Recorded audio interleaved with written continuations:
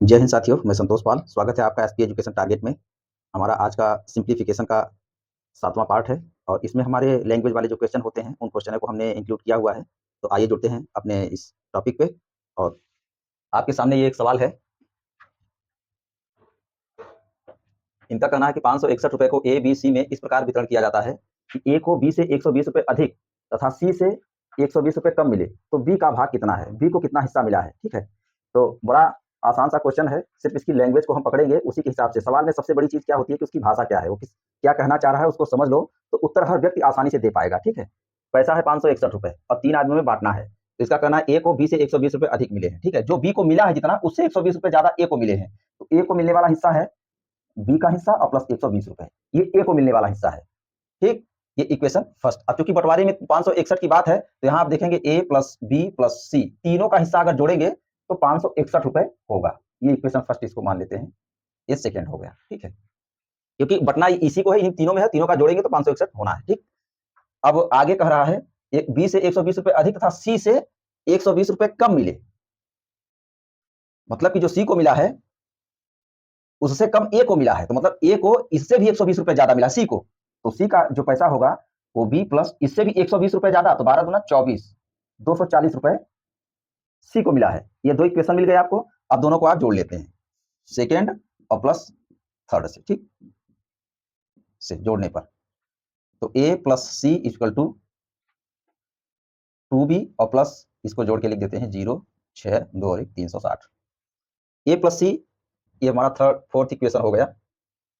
ए plus सी की value हम इसमें रख देंगे। ठीक है, ए प्लस सी का मान इक्वेशन फर्स्ट में रखने पर, तो यहाँ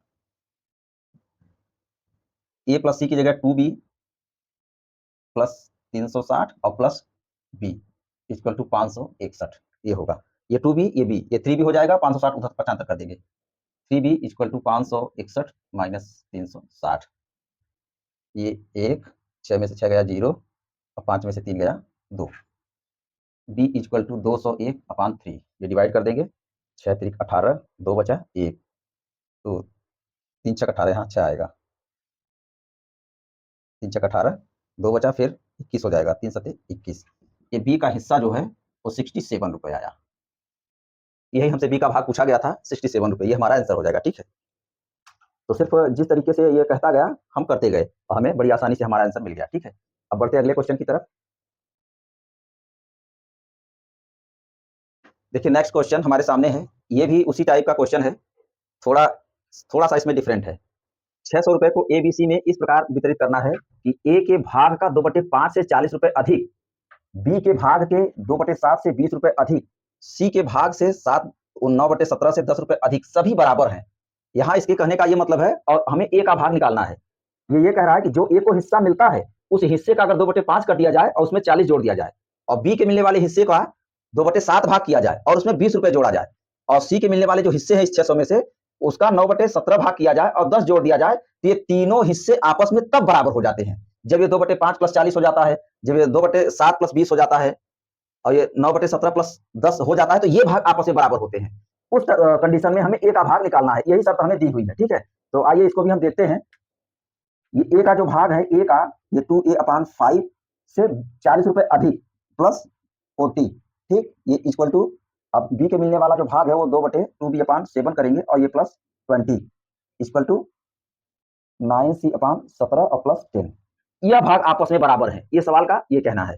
तो इसको मान बराबर है तो एक बराबर कांस्टेंट हम के मान लेते हैं यहाँ। ठीक, अब यह के जो है इसके भी बराबर है, इसके भी बराबर है, इसके बराबर है, क्योंकि तीनों बराबर हैं तो ये के को सबके आपस में बराबर करके हम पहले के की वैल्यू निकालेंगे, फिर सबकी वैल्यू आपस में मान रख के निकाल लेंगे। ठीक है, यहाँ देखिए 2a/5 और प्लस 40 इक्वल टू के, तो यहाँ 2a और प्लस 5 चौके 20, 200 और 5 का इधर के में गुणा हो जाएगा, 5 के हो जाएगा। तो यहाँ a इक्वल टू 5 के माइनस 200/2, ये a की वैल्यू यहाँ आ गई। ठीक है, अब यही b के साथ भी करेंगे, 2b/7 और प्लस 20 इक्वल टू के, तो यहाँ भी 7 दूनी 14, 2b प्लस 140 इक्वल टू 7 के, b इक्वल टू 7 के माइनस 140 अपान 2, ये बी की वैल्यू आ गई है इससे। अब यहाँ सी की भी निकालेंगे, 9c upon 70 plus 10 equal to के, 9c और प्लस 170 इक्वल टू 17 के, सी इक्वल टू 17 के माइनस 170 अपान 9, ये सी की वैल्यू हो गई। अब यहाँ चूंकि पूरा पैसा 600 रुपए है, अगर एबीसी में बांटना है तो ये एबीसी का अगर पूरा अमाउंट जोड़ेंगे तो 600 रुपए के बराबर होगा। यहाँ देखिए A plus B plus C equal to 600, ठीक। अब यहाँ इन सारे इक्वेशन को हम जोड़ लेते हैं, ठीक है। 7 यहाँ सॉरी पहले इसको लिखेंगे, 5k माइनस 200 अपान 2 प्लस 7k माइनस 140 अपान 2 प्लस 17k माइनस 170 अपान 9, यहाँ 17 के है, ठीक है, ये 17 के बराबर इक्वल टू, अब यहाँ ए प्लस बी प्लस सी के बराबर होगा, ये ए प्लस बी प्लस सी, ठीक। अब इसका हम एलसीएम लेंगे और यहाँ हम ए प्लस बी प्लस सी की जगह इसकी वैल्यू रख देंगे, ठीक है। तो एलसीएम इसका 18 होगा, 2 निम 18 और 9 बचे 45 के माइनस 9 दूनी 1800 और प्लस यहाँ भी 9 सत्ते 63 के माइनस 14 9 126 प्लस यहाँ 9 दूनी 18, यहाँ 2 का गुणा करेंगे, 17 दूना 34 के और माइनस 17 दूना 34 340 इक्वल टू, यहाँ हम रखेंगे 600, इसकी वैल्यू रख देंगे, ठीक है। अब 45 63 और 34 इसको हम जोड़ लेंगे, 4 3 7 और 7 5 12, 3 6 3 9 9 4 13 और 1 14 के। अब क्योंकि ये भी माइनस ये भी माइनस ये भी माइनस, तो हम इसको भी जोड़ लेते हैं, ये 0 0 0 1 0 आएगा, थोड़ा स्पेस लेके लिखते हैं, 0 आएगा, 4 और 6 10 और यहाँ भी 0, एक हासिल 0 आ गया, 3 2 5 5 और 8 5 13 और 1 14,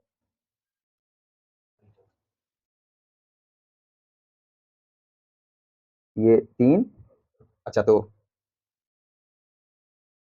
3 2 5 5 और 8 5 13 और 1 14 हासिल 4। अब इधर का हो गया है, ये 3 3 1 और 1 2 और 1 3, ये 3400 आया, ठीक। ये डायरेक्ट इसको यही लिख देते हैं, इक्वल टू 18 छक्का 108, इस 18 का गुणा इस 600 में कर दिया तो 108, ये 00, ठीक है। अब हम यहाँ थोड़ा इधर आइए देखते हैं, 142 के इक्वल टू ये 108 00 माइनस 34 00। अब इसका कैलकुलेशन करेंगे तो 0 0 8 में से 4 गया,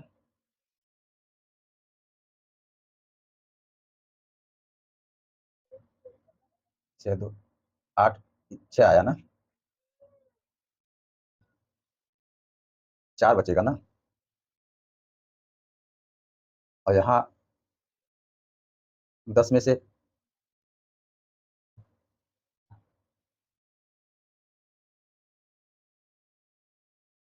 ये जोड़ तो सही है ना, इधर तो हमने कहीं मिस्टेक नहीं किया है।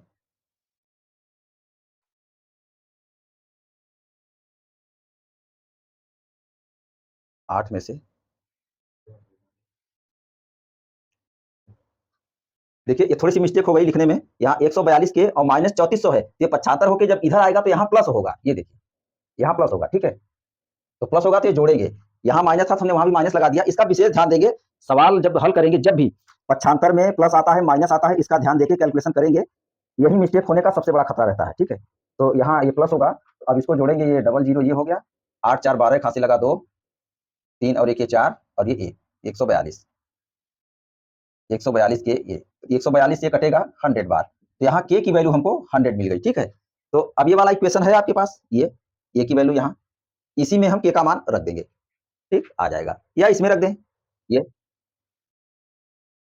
तभी हमें ए का मान मिल जाएगा, है वही चीज, यहाँ देखिए 2a अपान 5 प्लस 40 इक्वल टू के, और यही 100 है, ठीक है। 2a अपान 5 इक्वल टू 100 माइनस 40 60 आ गया, तो a इक्वल टू 60 गुणित 5/2, 30, 5 दिया 15, 150 रुपए। यहाँ ए का जो हिस्सा था, ए का भाग कितना है? 150 रुपए। इसी तरीके से इस के की वैल्यू जो 100 आई है, हम इसमें भी रख सकते, बी का यहाँ रख के निकाल लेंगे, यहाँ रख देंगे, सी की वैल्यू आ जाएगी, सबकी वैल्यू इससे निकल आएगी। क्योंकि यहाँ जो कहा गया था ना, ये जो भाग किए गए हैं और उसमें जो 40 जोड़ा गया, इसमें 20 जोड़ा गया भाग करके, इसमें 10 जोड़ा गया, तब ये एक दूसरे के बराबर हुए हैं। यहाँ यही इसका कहने का मतलब है। तो एक हमें कांस्टेंट मिलेगा, हमें इसके की वैल्यू निकालना बेहद जरूरी है, तभी सवाल को अच्छे से हल कर सकते हैं। ठीक है, तो ये किसी भी अमाउंट को किस तरीके से वितरित करना होता है उसके बारे में था। अब बढ़ते हैं अगले क्वेश्चन की ओर। देखिए नेक्स्ट क्वेश्चन है आपके सामने। यहाँ 1050 रुपए को ए, बी और सी में इस प्रकार वितरित किया जाता है कि ए को बी तथा सी के योग का 2/5 तथा बी को ए तथा सी के योग का 3/7 प्राप्त होता है। तो सी का भाग कितना है? यहाँ ये देखिए, इन दोनों के ए को जो मिला है बी और सी के योग का 2/5, ठीक। तो ये एक तरीके से अनुपात दिया गया है। तो अब सी का भाग निकालना है। तो यहाँ देखिए ए का जो हिस्सा है वो बी प्लस सी का 2/5, ठीक। और यहाँ जो बी का हिस्सा है वो ए प्लस सी का 3/7। अब हम इसको अनुपात में बदल लेंगे तो बड़ी आसानी से हम इसको निकाल लेंगे। देखिए A upon B plus C equal to 2/5। तो यहाँ आप देखेंगे ए अनुपात बी प्लस सी अगर देखा जाए तो यहाँ हमें मिल जाएगा 2/5, ठीक। तो अब चूंकि 1050 को ए बी सी तीनों में बांटा गया है, अगर तीनों का जोड़ निकाला जाए तो 1050 होना चाहिए। और यहाँ बी प्लस सी का जो अनुपात है वो 5 है और ए का अनुपात 2 है। इन अगर 2 और 5 को जोड़ा जाए तो 1, 2, 3, ये तीनों का अनुपातिक योग आपको मिल जाएगा जो इसके इक्विवेलेंट होगा, ठीक है। तो यहाँ देखिए 5 और 2 7, ये जो 7 की तुलना हम कर देते हैं 1050 से, क्योंकि तीनों का अनुपातिक योग है जो इसके बराबर इक्विवेलेंट होगा, इसके तुलनात्मक वैल्यू के बराबर होगा, ठीक है। तो अब यहाँ हम ए की वैल्यू निकाल लेते हैं। तो 2 का भाग बराबर 2 गुणित 1050/7 काट देते हैं इससे।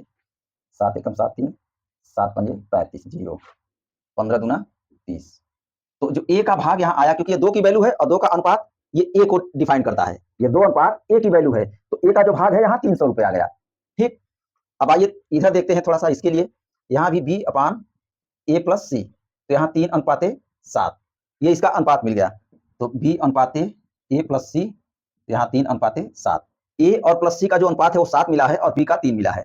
इसका भी हम योग निकालेंगे तो इस अनुपातिक वैल्यू के, ये अनुपातिक वैल्यू इस टोटल वैल्यू के इक्विवेलेंट होगी। तो 7 3 10, ये 10 जो है 1050 की तुलनात्मक वैल्यू है। तो हम यहाँ 7 की वैल्यू निकालेंगे ए प्लस सी, क्योंकि हमको सी का भाग निकालना है, ए का भाग हमें यहाँ मिल गया है। तो यहाँ हम अगर इसकी वैल्यू निकालेंगे तो उसमें से माइनस करके हमें सी का मान मिल जाएगा। तो 7 की वैल्यू हो जाएगी 7 × 105 0/10, ठीक।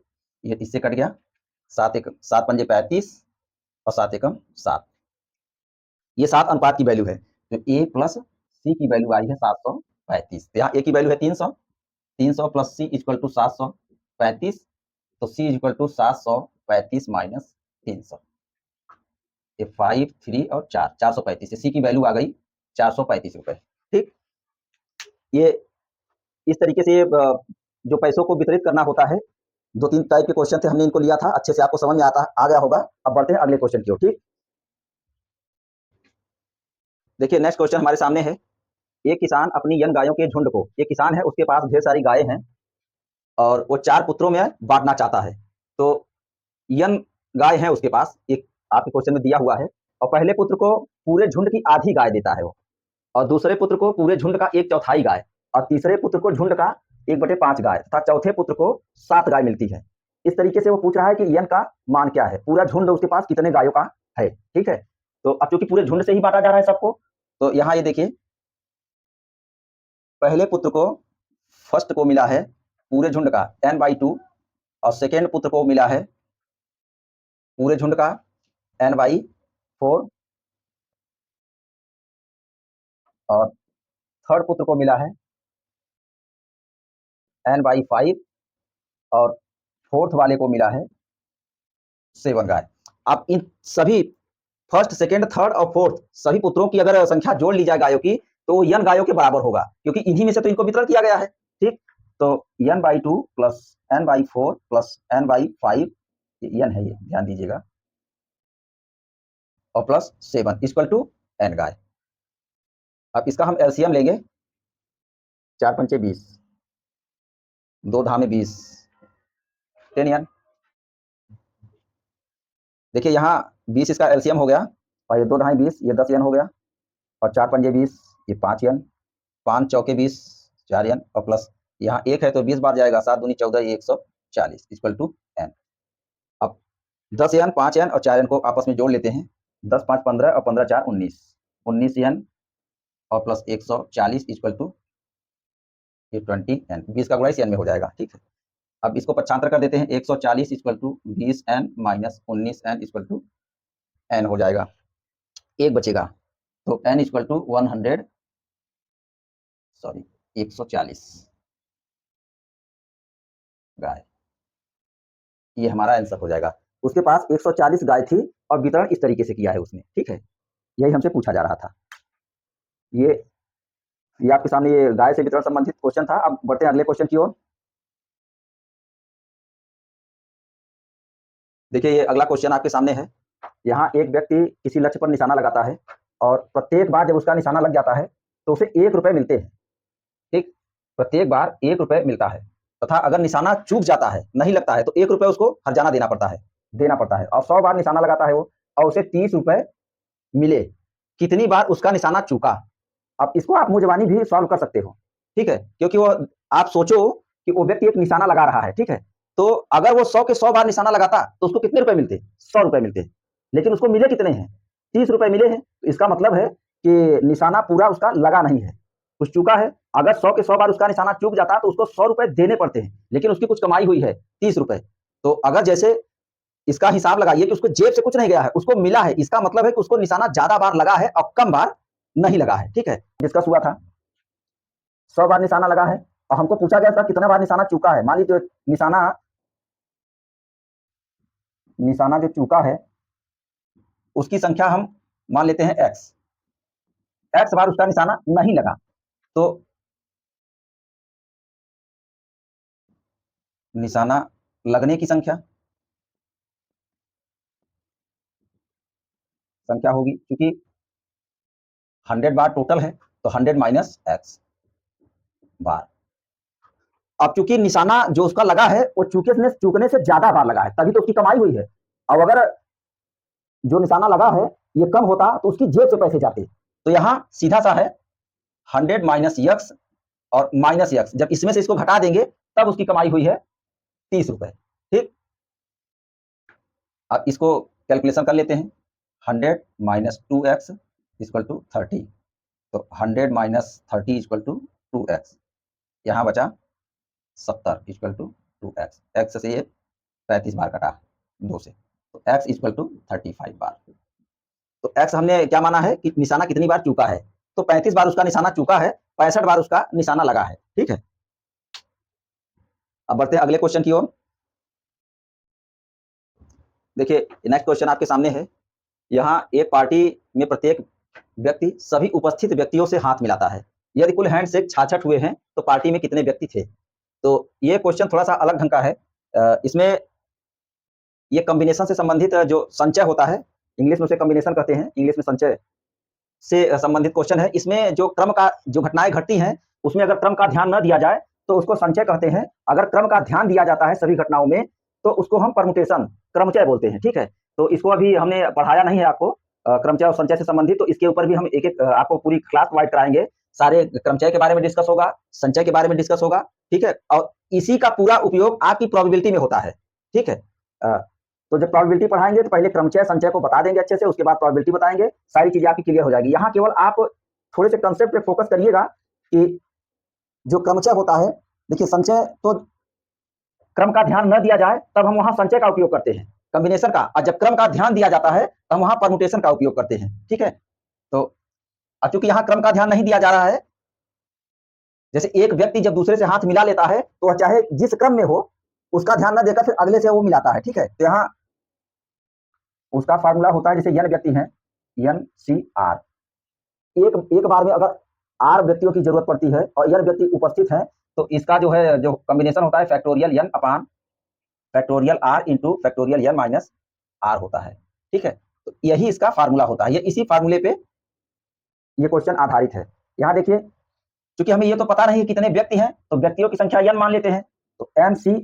अब यहाँ जो r की वैल्यू है वो उसको हम क्या लेंगे, ये समझने वाली बात है कि जब घटना घटती है हैंडशेक के लिए कितने आदमियों की जरूरत पड़ती है? हमेशा एक हैंडशेक के लिए 2 व्यक्तियों की जरूरत पड़ेगी। कभी भी एक घटना जैसे एक हैंडशेक एक बार में होगा, तो उसके लिए हमेशा 2 आदमी ही जिम्मेदार होंगे। तीसरे आदमी को उसमें जरूरत नहीं है। तो आदमी जितने हैं वो यहाँ, और एक हैंडशेक के लिए जरूरत आदमियों की संख्या 2। हो गया, हमारा क्वेश्चन सॉल्व हो गया। जिस तरीके से यहाँ जो है, चाहे कितनी भी संख्या यहाँ दी गई हो या ना दी गई हो। अब जैसे यहाँ हैंडशेक पूरा हो गया, यह संख्या है और एक हैंडशेक के लिए 2 आदमियों की जरूरत है, तो हैंडशेक हुए कितने हैं? 66। ये इसके बराबर हो जाएगा, ठीक है। अब इसको हम हल करेंगे, इस तरीके इस फार्मूले से तोड़ देंगे। तो यहाँ ये देखिए, factorial n upon factorial 2 into factorial n minus 2, ठीक, इक्वल टू 66। यहाँ अब फैक्टोरियल जब तोड़ेंगे तो n into n minus 1 into n minus 2 factorial, ठीक, और यहाँ इसको तोड़ेंगे तो 2 इंटू 1, और ये है फैक्टोरियल n माइनस 2, तो ये कट जाता है इससे, ये इक्वल टू 66। तो n into n minus 1 upon 2 equal to 66। हम इस इक्वेशन को हल करके n की वैल्यू निकालेंगे। तो n का गुणा इसमें करेंगे तो n square minus n equal to 6 दूनी 12, 6 दूनी 12 13। यहाँ n square minus n minus 132। तो इसका हम ऐसा खंड करेंगे कि उसका योग और अंतर इसके 1 के बराबर आए। तो ये देखिए 2 और 1 3 है, और ये 3 11 से कटेगी ये संख्या। तो 11 एकम 11, 3 2 बचे, 11 दूना 22। ये यहाँ देखिए 132 का जो खंड होगा 11 गुणित 12 होगा, ठीक। तो यहाँ n square minus 12n plus 11n minus 132। अगर हम इसका कैलकुलेशन करते हैं तो ये माइनस n आएगा, ठीक है, क्योंकि यहाँ 12n है और यहाँ प्लस 11n है, तो ये वैल्यू बड़ी है, यहाँ माइनस 1 आ जाएगा, तो इक्वेशन में कुछ फर्क नहीं पड़ेगा। अब यहाँ n कॉमन लेंगे, n माइनस 12, और यहाँ प्लस 11 कॉमन लेंगे तो n माइनस 12 आएगा, और ये इक्वल टू 0 होगा यहाँ, क्योंकि जब ये 75 हो गया इधर तो यहाँ 0 बचेगा, ठीक है, इस साइड में, सॉरी टेल लिख देते हैं बार बार, 0 इक्वल टू 0। अब इसमें से n माइनस 12 कॉमन लेंगे, n माइनस 12, तो ये n प्लस 11। अगर n प्लस 11 को हम 0 के बराबर रखते हैं तो इसकी वैल्यू नेगेटिव आएगी, ठीक है, और कभी भी व्यक्तियों की संख्या कभी भी नकारात्मक नहीं हो सकती। और ये वाली वैल्यू लेंगे तो n माइनस 12 इक्वल टू 0 करेंगे तो n का मान सकारात्मक आएगा, पॉजिटिव आएगा, n माइनस 12 इक्वल टू 0, तो n इक्वल टू 12। तो यहाँ जो व्यक्तियों की संख्या है वो 12 होगी। अगर 12 व्यक्ति होंगे, एक दूसरे से हाथ मिलाएंगे तो 66 हैंडशेक उसमें होंगे, ठीक है। अब यहीं पे अगर आप कम आदमी लेते हैं, अगर मान लीजिए 5 आदमी लेते हैं और एक हैंडशेक में हमेशा के लिए केवल 2 ही व्यक्तियों की जरूरत पड़ेगी, तो हैंडशेक की बात आती है तो जितने व्यक्ति हैं पार्टी में या समूह में, ये ऊपर लिखेंगे, और हैंडशेक 2 ही व्यक्तियों द्वारा होगा। और यहाँ देखिए ये एक अलग से बता रहे हैं आपको, तो यहाँ n माइनस 2 कट ही जाएगा, अगर तो इसको फैक्टोरियल 5 अपान फैक्टोरियल 2 लिखेंगे, और यहाँ अगर लिखते भी हैं फैक्टोरियल 5 माइनस 2 तो ये कट जाता है इस तरीके से। तो 5 गुणित 4, 2 गुणित 1, 2 दूना 4, 5 दूना 10। अगर 5 व्यक्ति हैं तो 10 बार हैंडशेक होगा। इसी तरीके से यहाँ 12 व्यक्ति हैं तो 66 बार हैंडशेक होगा, ठीक। तो हाथ मिलाने वाले जब क्वेश्चन आपको मिलेंगे तो आप इस तरीके से उसको हल कर लेंगे। यहाँ हैंडशेक की संख्या दी हुई है, अगर आपको व्यक्तियों की संख्या दी रहेगी तो n की वैल्यू है व्यक्तियों की संख्या, इस तरीके से रख देंगे। यहाँ हैंडशेक में यहाँ 2 ही आएगा, क्योंकि एक हैंडशेक में व्यक्तियों की संख्या 2 ही होगी। हाथ मिलाने के लिए 2 ही आदमी की आवश्यकता पड़ती है, ठीक है। तो ये रहा आपका ये हैंडशेक से संबंधित क्वेश्चन। अब बढ़ते हैं अगले क्वेश्चन की ओर। देखिए अगला क्वेश्चन आपके सामने है। 225 मीटर लंबी रोड है और एक और बराबर दूरी पर 26 पेड़ लगाए गए हैं। इस दूरी के आरंभ में तथा अंत में भी पेड़ लगे हैं। 2 क्रमागत पेड़ों के बीच की दूरी कितनी है? वह 2 पेड़ों के बीच की डिस्टेंस पूछ रहा है कि कितनी दूरी पर पेड़ लगाए गए हैं, और सब की दूरियां समान है, एक दूसरे से 2 पेड़ों के बीच की दूरी समान है, ठीक है। तो ऐसे क्वेश्चन में हम देखिए क्या करते हैं, आप यहाँ पहले यहाँ 26 पेड़ दिए हुए हैं, आप देखिए 5 पेड़, 1 2 3 4 5, मान लीजिए 5 पेड़ हैं, तो शुरू में भी पेड़ लगाया गया है और अंत में भी लगाया गया है। तो 1 2 3 4 पेड़ 5 हैं, लेकिन डिस्टेंस की संख्या अगर आप देखेंगे तो 4, हमेशा डिस्टेंस की संख्या 1 कम मिलेगी। देखिए 1 2 3 पेड़ों की संख्या 3 है तो डिस्टेंस यहाँ 1 और 2 मिलेगा। तो ठीक वैसे ही यहाँ भी पेड़ों की संख्या 26 है तो पूरे डिस्टेंस की जो संख्या है वो 25 होगी, इस तरीके से, ठीक। आप इसको बहुत अच्छे से समझेंगे कि जितने भी पेड़ की संख्या होगी, क्योंकि शुरू और अंत की भी बात कर रहा है, कहीं पेड़ छूटे नहीं है और सब पेड़ों के 2 पेड़ों के बीच की दूरी हर जगह समान है। तो पूरे डिस्टेंस की संख्या 25 होगी। अब यहाँ 25 डिस्टेंस इसमें होंगे, तो एक डिस्टेंस निकालने के लिए हम 225 में 25 का भाग दे देंगे, ठीक है। तो हमें पूरा इसका मिल जाएगा, 225 में हम 25 का भाग दे देंगे।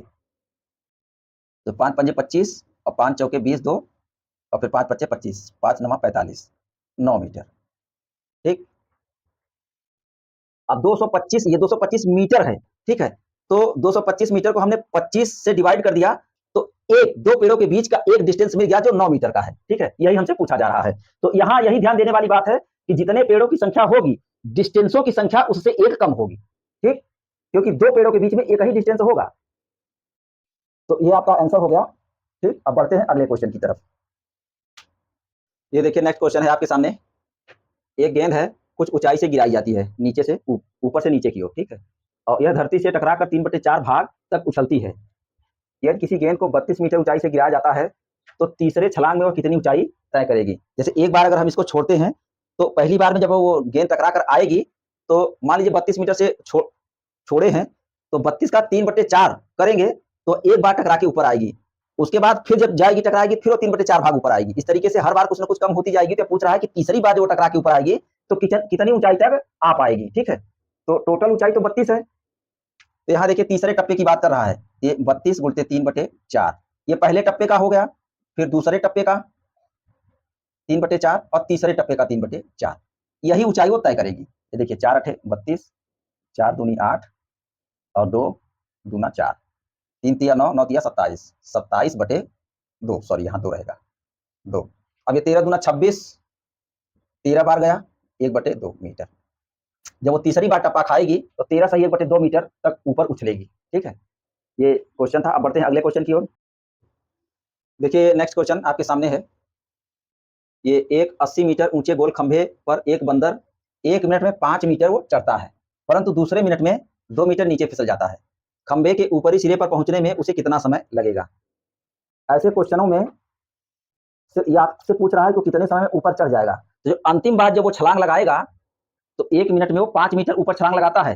तो जब पहुंच जाएगा, तो फिसलने का काम उसमें नहीं रहेगा। सिर्फ उससे यह पूछा जा रहा है कि उसको पहुंचने में कितना समय लगा। तो जब वहां पहुंच गया, तो वो यहाँ जो दूसरा मिनट जो फिसलने की बात हो रही है, वो उसमें काउंट नहीं किया जाएगा। तो यहाँ हमें यहीं पे यह 5 मीटर पहले सेव कर लेना है, ठीक है, लास्ट वाला। तो 80 में से अगर हम 5 मीटर घटा देते हैं, ये आपका 75 मीटर बचता है। तो इस 75 मीटर में वो चढ़ेगा फिसलेगा, चढ़ेगा फिसलेगा, लेकिन लास्ट वाला जो 5 मीटर है, इसमें वो चढ़ेगा तो फिसलेगा नहीं, ठीक है। इसी बात का विशेष ध्यान देना होता है इन क्वेश्चनों में। अगर यही आप कर गए अच्छे से, तो आपका क्वेश्चन गलत नहीं होगा। बाकी कुछ दम ही नहीं है क्वेश्चन में, ठीक है। तो हमें 75 मीटर की काउंटिंग करनी है। तो आप ये देखिए, एक मिनट में वो 5 मीटर चढ़ता है, ठीक। और अगले मिनट में, 1 मिनट में 2 मीटर फिसलता है और यहाँ चढ़ता है। तो टोटल उसकी दूरी कितनी तय हुई है, इसको अगर आप देखेंगे, तो 5 चढ़ा, 2 फिसल गया, 3 मीटर। और समय कितना हुआ, 2 मिनट।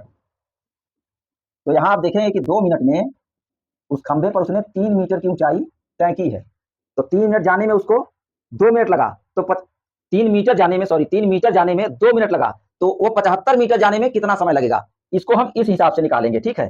तो 75 में 3 का भाग देंगे, दूना 6, 1 और 3 पंजे 15। तो 3 मिनट जाने में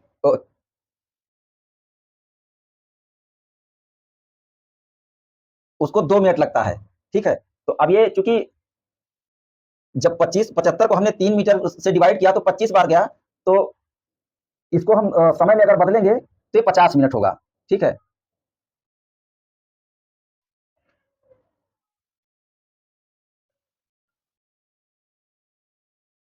पचहत्तर मीटर चढ़ने में लगा समय, समय बराबर 25 गुणित 2 बराबर 50 मिनट, ठीक। और यहीं पे हम अगर आप करना चाहो, तो ये देखिए, इसमें अगर हम 25 का गुणा करें, तो 75 मीटर दूरी तय होगी। तो इसमें भी हमें 25 का गुणा करना पड़ेगा, ठीक? तो 50 मिनट लगेंगे। 50 मिनट में 75 मीटर तय होगा। तो अब लास्ट वाला जो 5 मीटर बचा है, तो वो 1 मिनट का जो जंप है वो लगाएगा, तो उस 1 मिनट के जंप में वो टॉप पर पहुँच जाएगा। तो फिसलने की बात ही ने सिर्फ पूछा है कि कितने मिनट में पहुँचेगा, तो यहाँ ये +1 हो जाएगा, 51 मिनट। ये आपका आंसर हो जाएगा। ये 3 मीटर का 25 गुना 75, तो 75 मीटर जाने में यहाँ भी 2 का 25 गुना लेंगे, 50 मिनट लगा। और लास्ट वाला जो 5 मीटर बचा था, वो एक जंप में पहुँचेगा, तो उसमें 1 मिनट ही लगता है, 51 मिनट टोटल उसको ऊपर टॉप में पहुँचने में लगेगा, ठीक है? तो ये सिंप्लीफिकेशन के ये जो क्वेश्चन थे, आज हमारा चैप्टर समाप्त हुआ। अ, अब हमारा अगला चैप्टर होगा वर्गमूल एंड घनमूल, ठीक? हम अगले टॉपिक में आपसे वर्गमूल और घनमूल के साथ मिलेंगे, और इसको आप अच्छे से देखिए। हमने काफ़ी अच्छे से एक्सप्लेन किया है, बढ़िया आपको समझ में आएगा, एक-एक चीज़ आप ध्यान देंगे तो, ठीक है?